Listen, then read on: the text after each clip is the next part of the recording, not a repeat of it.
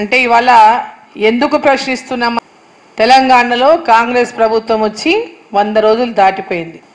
అధికారంలోకి రాకముందు వాళ్ళు ఏం చెప్పిండ్రు? అధికారంలోకి వచ్చిన వెంబడే 6 గ్యారెంటీలు అమలు చేస్తామన్నారు. అధికారంలోకి వచ్చిన తర్వాత మాకు 100 రోజుల సమయం కావాలన్నారు.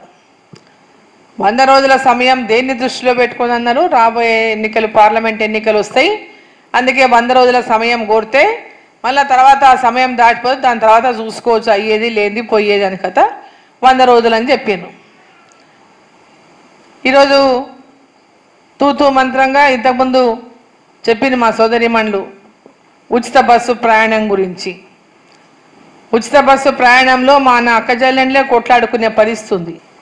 ఉచిత బస్సు ప్రయాణంలో మనం చెప్తున్నారు, మా అక్కజల్లెండి బస్సు ఎక్కితే మగవాళ్ళు సీట్లు ఇస్తలేరు, బస్సులో కూర్చోనిక మాకు సీట్లే ఇస్తలేరు, మీరు ఫ్రీగా నిలబడండి అని చెప్తున్నారు.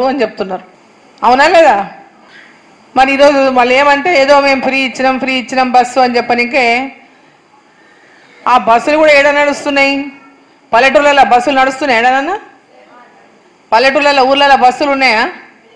మన పిల్లలకు స్కూళ్ళలో పోనీకి కూడా బస్సులు ఉండవు. ఏ ఊరికి పోయినా అమ్మ బస్సు వేపి అంటారు.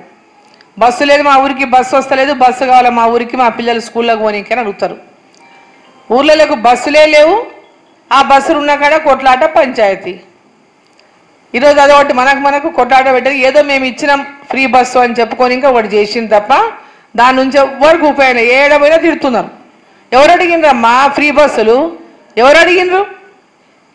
2500 ఇస్తానని ఇప్పటిదాకా ఇయ్యలేదు, 2000 పెన్షన్ 4000 చేస్తానని ఇప్పటిదాకా చేయలేదు, 2 లక్షల రుణమాఫీ అన్నాడు ఇప్పటిదాకా చేయలేదు, రైతు బంధు 15000 ఇస్తానడు మాకు ఇప్పటిదాకా రాలేదు, కౌలు రైతుకు 12000 ఇస్తానడు సంవత్సరం 5 ఎకరాకి ఇప్పటిదాకా రాలేదు. మరి ఇవన్నీ ఏమి ఇయ్యనే లేదు. మా పిల్లలకు, చదువుకున్న పిల్లలకు 4000 రూపాయలు నిరుద్యోగ భృతి ఇస్తానడు ఇప్పటిదాకా ఇయ్యలేదు. మరి ఏమీ చేయలేదు. ఇంకేం చెప్తున్నాడు? గ్యాస్ సిలిండర్ 500కే అని చెప్తున్నాడు. వచ్చిందా ఎవరికైనా? ఒక్కరికన్నా వచ్చిన వాళ్ళు చెప్పండి. కొన్ని ఊర్లలో ఎవరికన్నా వచ్చిందా? ఇక్కడ మన వాళ్ళు అని చెప్పి ఇచ్చలేరేమో. ఊర్లలో ఎవరికన్నా వచ్చిందా? ఎవరికి లేదు. అసలు గ్యాస్ సిలిండర్ 500 రూపాయలు అని చెప్తున్నాడు ఆయన. మోదీ గారు ఇచ్చే సబ్సిడీనే ఉంది దాంట్లో సగం. నరేంద్ర మోదీ గారు ఇచ్చే సబ్సిడీనే దాదాపు 300 పైగా ఉంది. మొన్న కూడా మళ్ళీ 100 రూపాయలు తగ్గించి మహిళా దినోత్సవం సందర్భంగా మళ్ళా 100 రూపాయలు తగ్గించిండ్రు. ఉజ్వల గ్యాస్ కనెక్షన్లు ఉన్నటువంటి పేదవాళ్ళకందరికీ కూడా నరేంద్ర మోదీ గారి ప్రభుత్వం తగ్గించింది గ్యాస్ రేటు. మరి ఈరోజు ఆయన 500కే సిలిండర్ అంటున్నాడు. దానికి ఎన్నో కండిషన్లు పెట్టిండ్రు. మరి ఆ కండిషన్లు అన్నీ పెట్టి ఆ సిలిండర్ ఇప్పటిదాకా ఒక్కరికి కూడా 500 రూపాయలకు ఒక సిలిండర్ ఇయ్యలే. ఒక పెద్ద మీటింగ్ పెడతారు, బహిరంగ సభ పెడతారు. ఆ సభలో తొలుకొస్తారు, ఇద్దరిని నిలబెడతారు స్టేజ్ మీద. ఈమెకు 500 రూపాయలకే సిలిండర్ పెద్ద కాగితం ఇస్తారు. ఆ సిలిండర్ వచ్చింది లేదు, మనం చూసింది లేదు, అది అయ్యింది లేదు.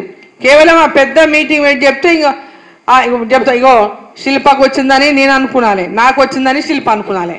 ఎవరికి వచ్చి లేకుంటుంది అది ఎవరికి వచ్చి లేకుంటుంది, ఏ మహిళకు వచ్చి ఉండదు. అట్లనే 200 యూనిట్ల కరెంటు ఫ్రీ అంటున్నారు. ఏదైనా ఒక్క ఇంటికైనా ఫ్రీ అయిందా 200 యూనిట్లు? జీరో బిల్లులు వచ్చినాయి ఎవరికైనా? అది కూడా లాంచ్ చేసింది మొన్న. అది కూడా లాంచ్, జీరో బిల్లులు వస్తాయంటే. ఇప్పటిదాకా ఒక్కరికైనా చూపించండి జీరో బిల్లు వచ్చింటే. నరేంద్ర మోదీ గారు ఏం చెప్తున్నారు? చెప్పిన మాట నిలబెట్టుకునేటటువంటి నాయకుడు నరేంద్ర మోదీ గారు.